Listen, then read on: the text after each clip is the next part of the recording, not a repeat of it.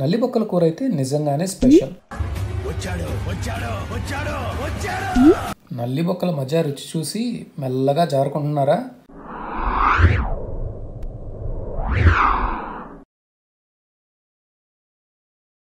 మా హరీష్ ఎక్కడికి వెళ్తున్నామో చెప్పకుండా రండి సార్ వెళ్దామన్నాడు.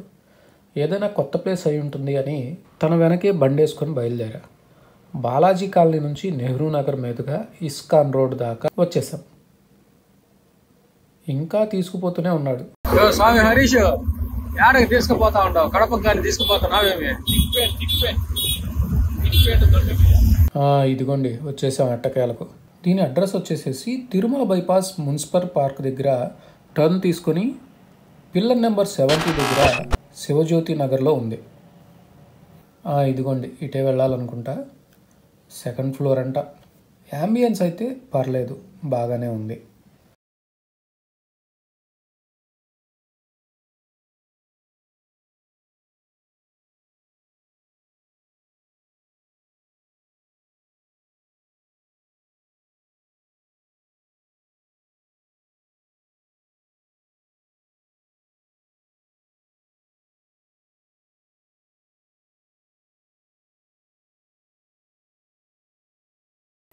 ఇక్కడ మీకు బాగా మీకు ఇక్కడ సేల్ అయ్యేది ఎక్కువ ఏది అమ్మా? మీకు బాగా ఎక్కువ ఏది అందరూ ఏది బాగుందని చెప్పారు?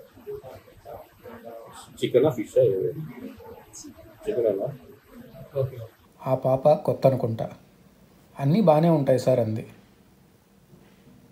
అలా కాదమ్మా, ఇక్కడికి వచ్చిన వాళ్ళు ఎక్కువగా ఏది తీసుకుంటారు అంటే చికెన్ అంది.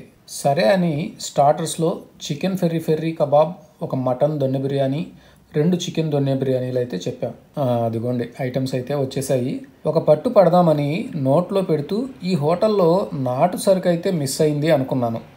ఇంతలో ఎక్కడి నుంచి వచ్చారో రెస్టారెంట్ ఓనర్ అయితే వచ్చేసారు. అయితే తనని అడిగాం ఇక్కడ స్పెషల్ ఏంటి అని. అతను చెప్పాడనమాట, మటన్ నల్లిబొక్కలు అని. ఓకే అని అది కూడా తీసుకొని రమ్మన్నాం. అది కూడా వచ్చేసింది. ఇది చూడండి ఎలా ఉందో. మటన్ అయితే బాగా కుక్ అయింది. నల్లిబొక్కల కూర అయితే నిజంగానే స్పెషల్. కొంచెం యాలకులు అయితే ఎక్కువ వేశారు. బాగా యాలకుల స్మెల్ అయితే వస్తుంది.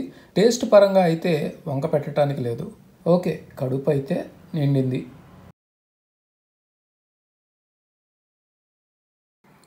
ఇంత తిన్న తర్వాత కడుపులో ఏదైనా చల్లగా పడకపోతే బాగుంటుందా? అందుకనే గోలీ సోడాలు చెప్పాం. మరి మీరు కూడా చెక్పేట్ రెస్టారెంట్లో మటన్ దొన్నె బిర్యానీ, నల్లిబొక్కల మజా రుచి చూసినట్లయితే మీ అభిప్రాయాన్ని కామెంట్స్లో చెప్పండి.